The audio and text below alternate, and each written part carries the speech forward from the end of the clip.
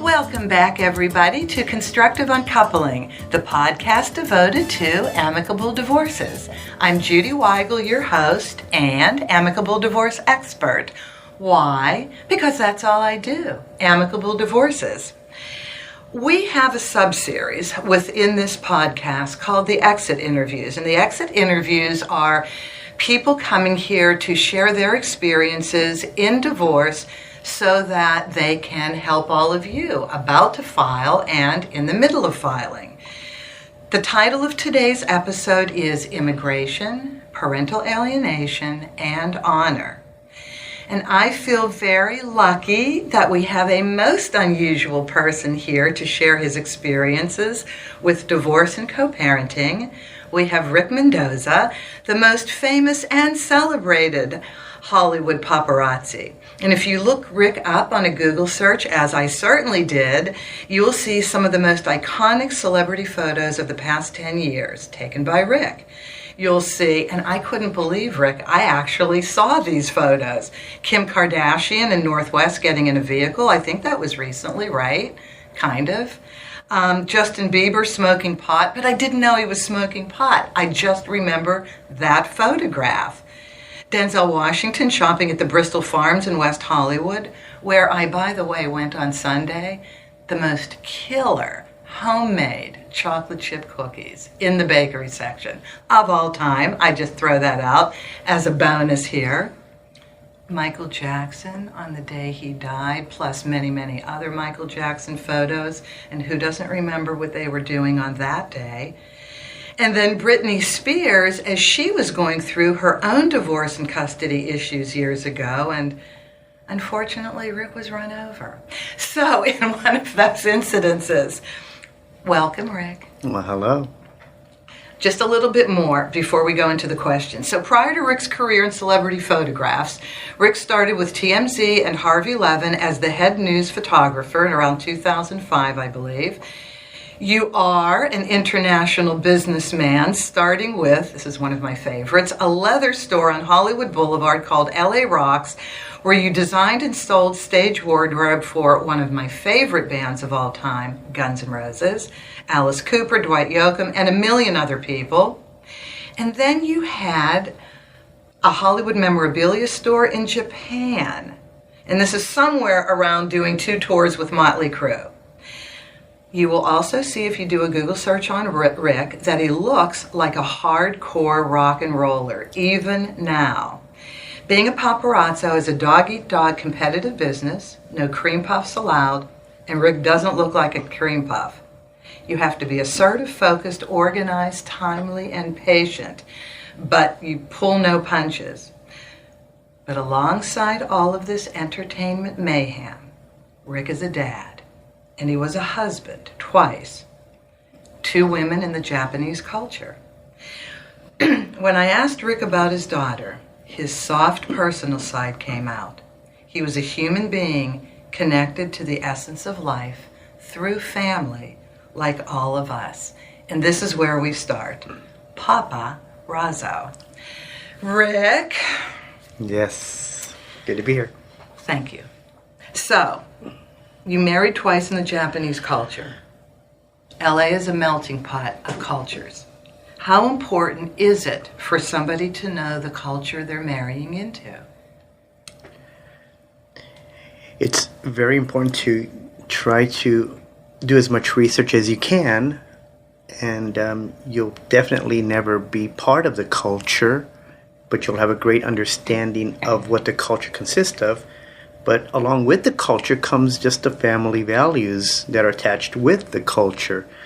So not everyone follows the same routine or steps in their ways of being. So being a little more informed about just as much as you can gather as in the culture will help you evaluate what is your long-term intentions if you want to be a part of that family and or vice versa. And did immigration influence your first marriage and divorce at all? Because this is what a lot of people are worried about, that when they marry somebody of a different culture who might not be a citizen, this might negatively impact them in some way. What is your experience? I never thought that way, only because I'm very open-minded. The laws are getting a little more open that, you can marry, but there are certain steps and laws that you have to follow through. So I never thought of it because it never really coincided with my marriage. And the time that I got married, it wasn't as drastic as it is now, that it turned out to be after 2001. So your first marriage, if I may, is 1999, right? In the 1999. Okay. So it wasn't, and even though my second was in the early 2000s, it wasn't really that much. There wasn't that much focus on immigration. There was more. It was just the building blocks of what's happening now were being started back then. Now it's gotten to a point where now everyone's being watched over and whatnot. So for me, it wasn't even an issue. I just happened to fall for a Japanese woman twice. Maybe you were sushi in a former life. Who knows? Who knows? Okay, so in your first marriage, what lessons did you learn?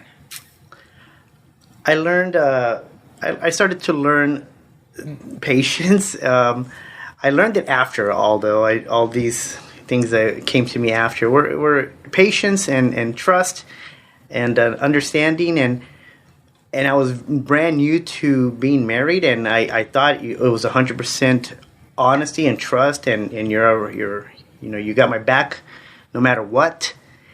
And when I saw the little red flags, I called it quits. So maybe I was too premature, maybe I was a little too hasty, maybe I was just protecting myself, and I thought it'd be best if I didn't feel like it wasn't 100%, maybe I didn't give it enough time, and perhaps I didn't, but I didn't want it to go 5-10 years and then realize the same things that I just realized in the early stages. So I had to call it quits. I cavalierly say sometimes it's never too soon to get divorced. And I really hope I don't say it to anybody that offends them.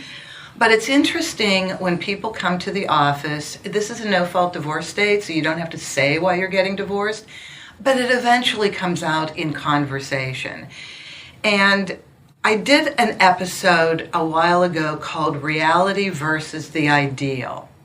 And a lot of people continue with the ideal that they have of marriage or of the person they are married to, and it really goes into an enormous length of time before they finally say, okay, I don't think this is right for me. So interesting that you said maybe you were premature. Well, there's been enough time now that's gone by. Do you think you did the right thing looking back now to cut it off as quickly as you did? I don't think time is really an issue, because there's going to be problems in every relationship. It's how you handle the problem and how much are you going to accept, and vice versa, how much the other party will accept. Sure, you're growing, but if you're in it for the long haul, then you're in it all the way. But if even a slight percentage is off on either side, it's not going to work out. It's not. You have to give it 100 and plus % that you're in this for the long haul. And that means that you're going to have to accept and give and forgive and eat your pride and love to the highest extent, because it will not work out. And you can try, but there'll be some type of something lingering and holding back, and then that's when all the ugly side starts to come out. Somebody had an affair, somebody was lying, somebody was cheating, and it comes out eventually because it had already started way back when. And that's what I saw would have happened 5, 10, 15, 20 years from now. So if I was only in it for 15, 20 years, then it would have been great. But I think I went into it for the long haul. And I went, well, if it's happening right now, it's going to happen in 30 years, 20 years, 15 years, 10 years, I'm out. That's very much a realist point of view. It really is. And Yes, I think a dose of that in all of our lives is really helpful. Okay, so now we have your second marriage, and that was in 2003, right? Yes. My, how time flies. What were the challenges in your second marriage to another Japanese woman? And, by the way, you moved to Japan with this.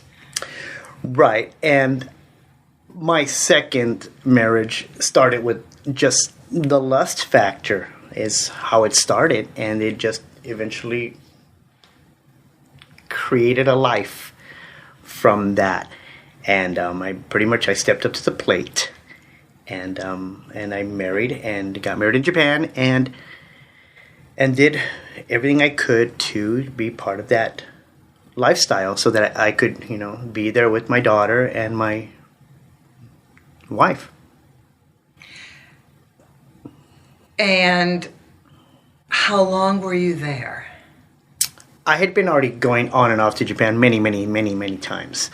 I pretty much lived there half the year, and I'd come back to the States and work here, and then I'd go back and do work in Japan. And so I had been there some time enough to know and understand where I was placing myself at that particular moment in life with her. And our dreams, our thoughts, our visions were to come to Hollywood. So because I had a life here, and we would go back to Japan like I was doing and work, and she could visit the family, and we could take the child. And all of that was in the plan. But that's not how it worked out. That's not how it worked out because of culture, because of a family and their values.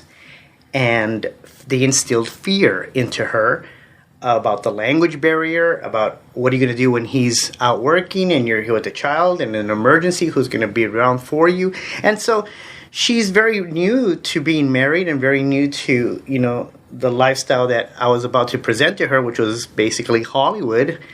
She was instilled with fear and doubt, and she made a choice to basically stay in Japan, which kind of just derailed my whole vision, because now what am I going to do? Am I going to have to give up my citizenship and move to Japan and become a Japanese citizen? And then, those were the thoughts and those were the processes that I was starting to do just to stay with my daughter and start a family. Would not have been in my best interest, obviously, but I was getting desperate. I was getting scared. I was starting to panic, and that was the beginning of the end. And the Japanese culture is a very close-knit family culture as well, like a lot of the Mediterranean cultures. And did you kind of see it as the family was stronger than any one person's decisions? Do you know what I mean? Yes, it was basically her father, my wife's father, who was the dominant one, the alpha. It was the owner of his way, or basically the highway, and yes, so they had to follow his lead because he was the provider of everything for them in Japan. And here comes a foreigner, a gaijin, which I'm known as. Any foreigner in Japan is known as a gaijin, and the gaijin that I was basically not. My say had no value. I get it. I want to ask you about trust. So you had mentioned when we were talking earlier that there was an issue of trust in the first marriage, but you said that in the second marriage, trust returned. Would you please explain that? Did it have to do with the birth of your daughter and how that connected you to life, or did I misunderstand? No, the trust factor came because it had hit a level that is the ultimate level of giving life. And at that level, you have nothing more to do than to give all of yourself. And that's what I did. I trusted. I gave everything that was me into the new life that I and my wife at the time created. It was a given to give all of my trust and to whatever trust I had lost before or never thought I'd bring out or never wanted to, I found a way to find it, and I just trusted because I had just created a life, and it was the ultimate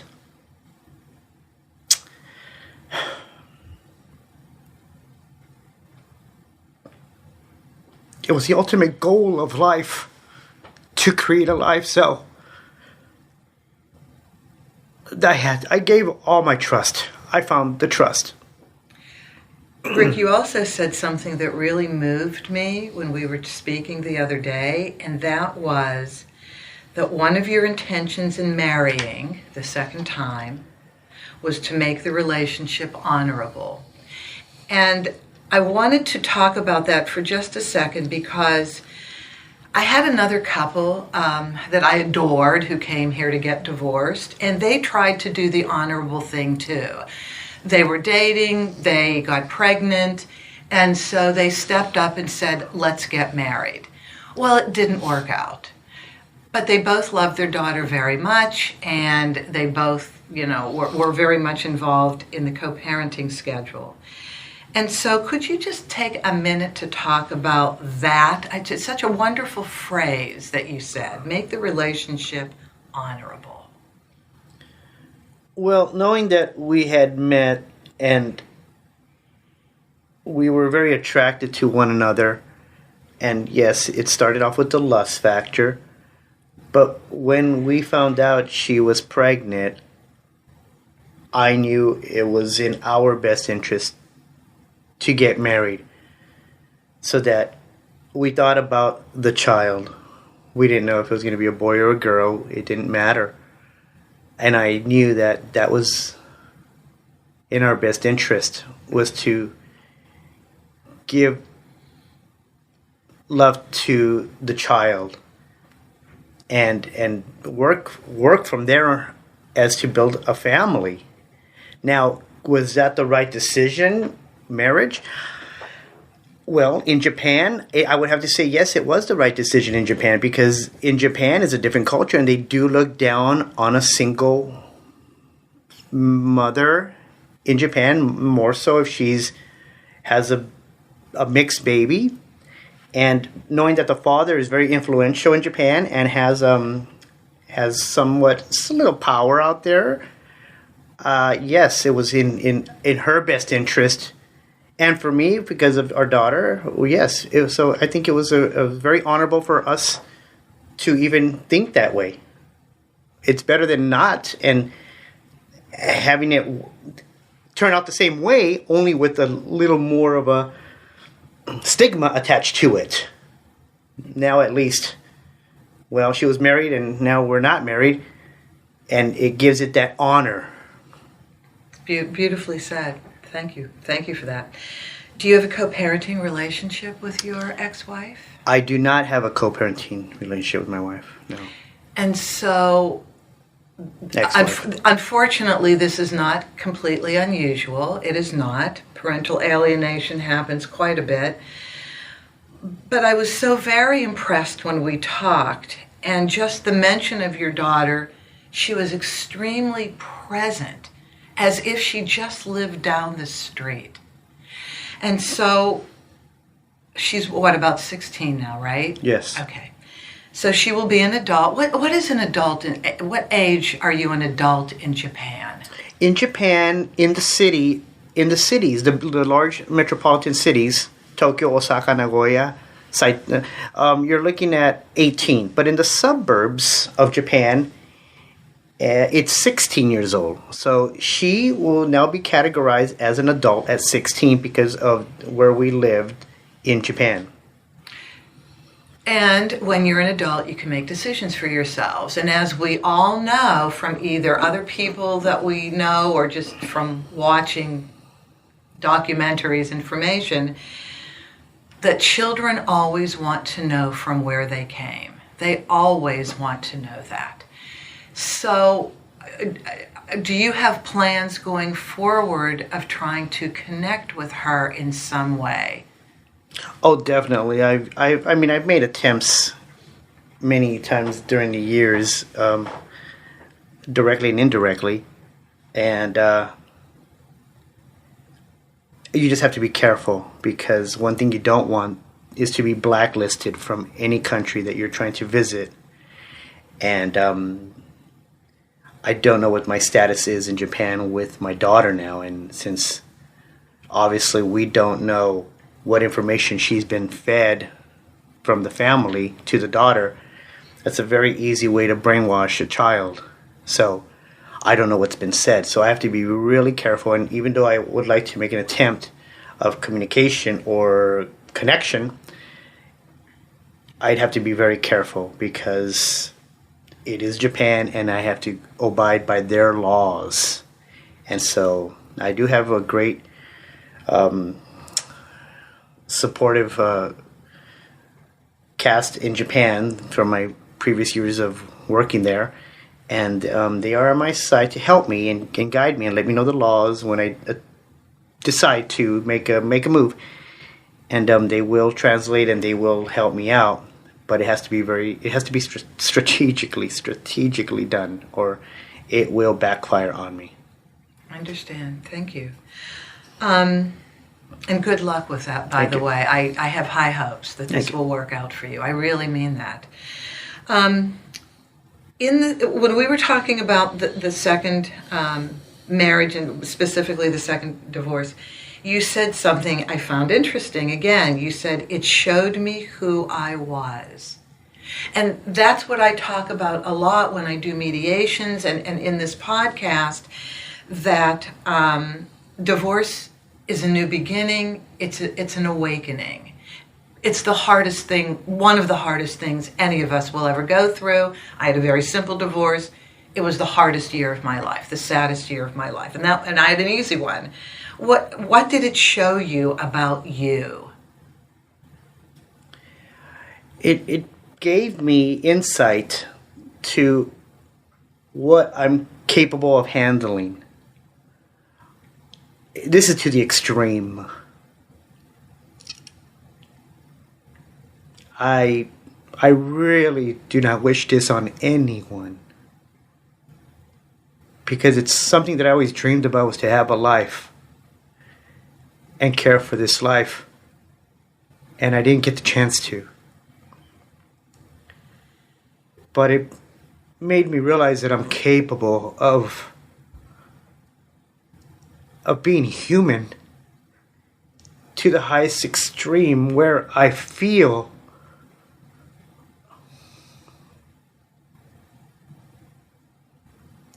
a death that just keeps on living, because I'm missing something in my life. But it's giving me patience and understanding, and I don't know if I want to use that word hope, but at least there's a purpose in my life to connect with my daughter, and I can live with that, because I have for 16 years.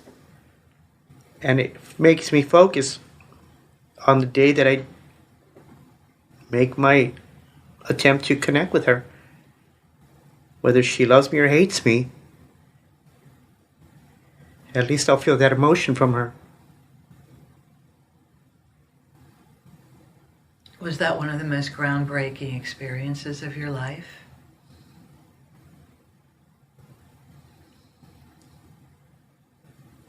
It turned into my life. Everything that I do now is just a distraction.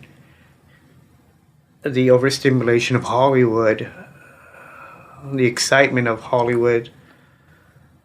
I need that, because it makes time go by so fast that I think it was just yesterday that I was just holding her. And when you talked about her, that's exactly what I had thought too. It was that palpable. Yeah. It was that present. It was, because time is, in the field that I'm in, time goes by so fast that I'm surprised it's 16 years now. This is probably one of the first times that I've ever opened up or expressed or even said anything about this to anyone. And so it's all real now, beyond belief. But it's been 16 years, and I just see her in my arms, and I was feeding her the bottle. And it's, thank God for Hollywood. Thank God for that distraction. Lastly, you said something the other night that stayed with me, and you said, surrender to the pain and life is good.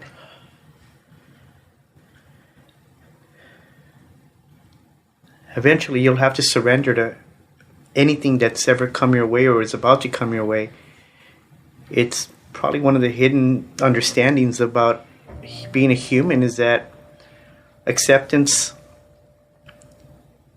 your best friend, your worst enemy sometimes, but you surrender to, well, maybe not necessarily the pain, but you surrender to the situation. Keep your feelings. Be human, express, laugh, cry, be angry. Those are all gifts. But surrender to the situation, whether you have control or not.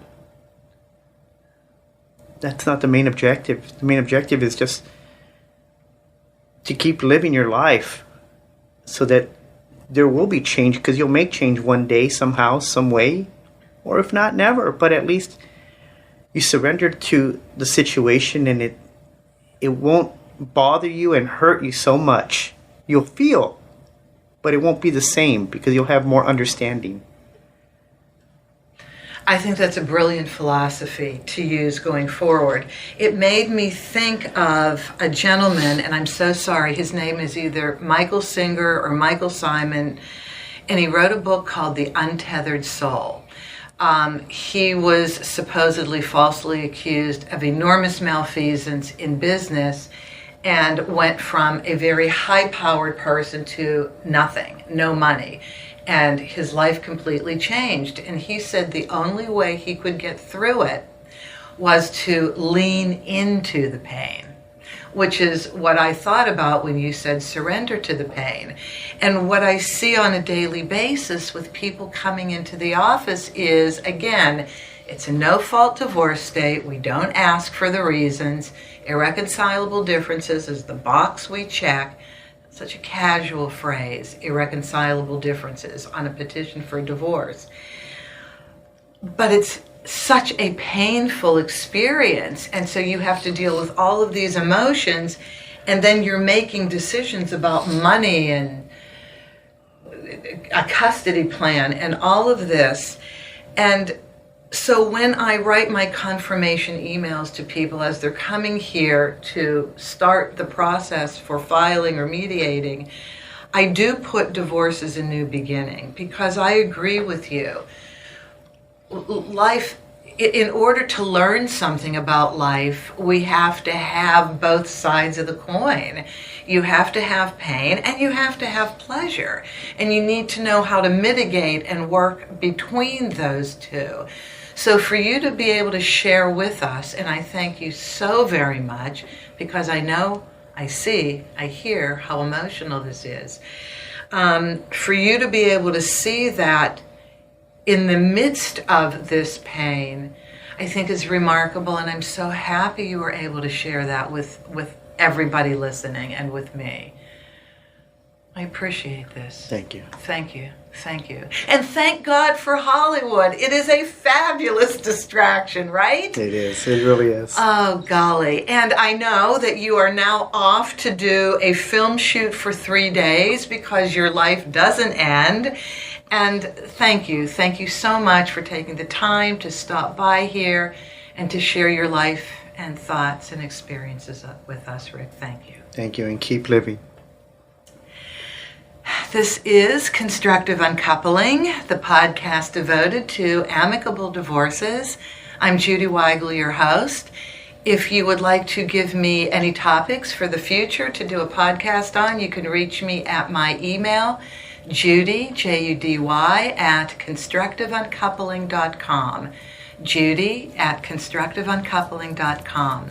Thank you very much for listening, and we will be back soon.